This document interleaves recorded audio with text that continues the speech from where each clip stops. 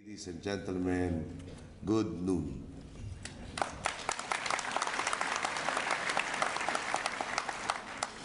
One thing I noticed upon standing up on the stage was I really was taken by your symbol in the back, in the corner. Seems there's a carabao with these horns encircling your seal. And I really realized that the officers who head this chamber really worked very, very hard. It reminded me of my own campaign last year, wherein I complained to my ground campaign manager. I reminded him, and in Tagalog I think it sounds better, pati kalabaw marunong rin po umiyak.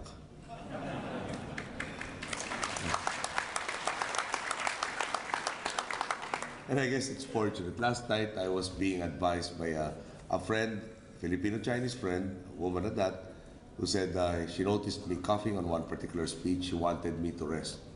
And I said, there is no rest for the weary. So she reminded me that if I get sick, then I will accomplish nothing else. So I'd better take care of my health. And to think that she was a lot younger than me, she was making me sermons. Sabi ko, yes, you really are dynamic. Yeah.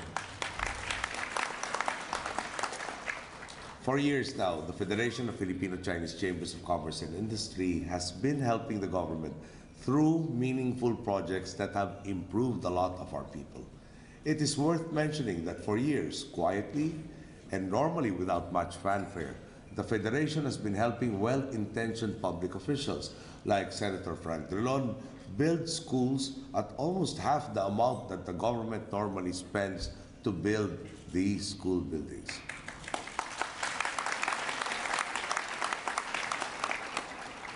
I point out this project in particular because it is very consistent with our thrust of alleviating poverty by spending public funds wisely. We believe that the private sector must be allowed, within certain parameters and regulations, to thrive and grow as it grows. It will employ more people, empower more consumers, and contribute further to our country's progress. The government, in the meantime, will do everything it can to make more resources available to poverty alleviation projects and other related endeavors.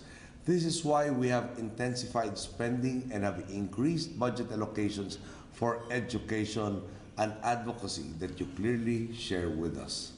Your effort to build schools and hopefully in time housing units is very much aligned to what we are doing, making our goals of improving our education system more achievable sooner rather than later.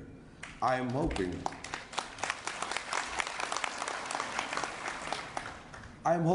that under the new leadership of the Federation, which I understand will be holding elections by the weekend, of the Federation of the Filipino-Chinese Chambers of Commerce and Industry, worthwhile endeavors such as building schools will continue and hopefully even expand. Now that we have a government that is likewise committed to improving our social services, it is not just Senator Drilon that you can partner with. You now have an entire national government that you can count on for support.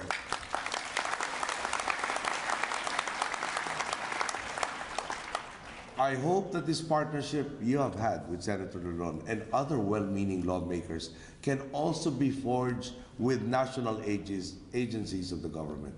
This I will surely look forward to as we work with you on fulfilling the needs of our people.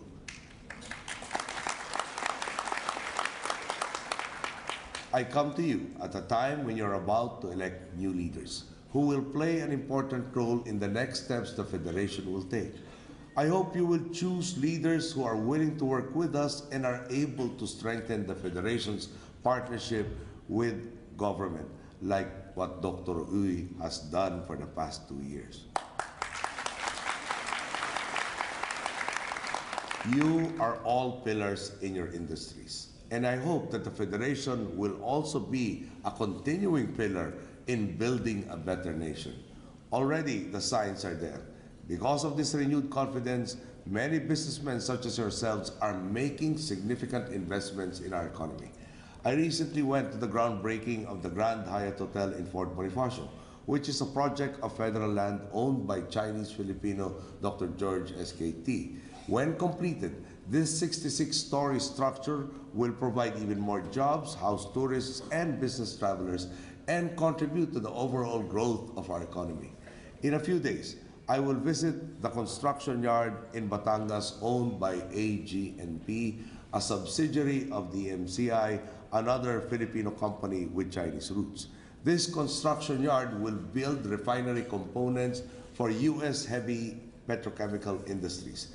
It will employ over 1,000 Filipinos, many of them engineers, and will eventually contribute millions in tax revenues for the government. These people have the confidence in our future, and it is a confidence that I know you all share. Now we are experiencing daylight, where businesses can thrive with the help of a government they can trust. It is an environment where the private sector can do more for our people, either through jobs or the many worthwhile causes you actually now support. Now is the time for us to work to create new solutions for old problems and to finally realize the dreams we share for our people. And before I end, I really have to make an appeal. We are not members of your chamber, although sometimes we would have wished we could have been members. But having said that, we really implore you to choose wisely in the coming elections. We really need to have somebody personified by the likes of Dr. Uy, who we can work with, because we know that you will help us alleviate the plight of our people really much sooner rather than later. So please choose wisely and let us strengthen the relationship that now exists. Thank you and good day.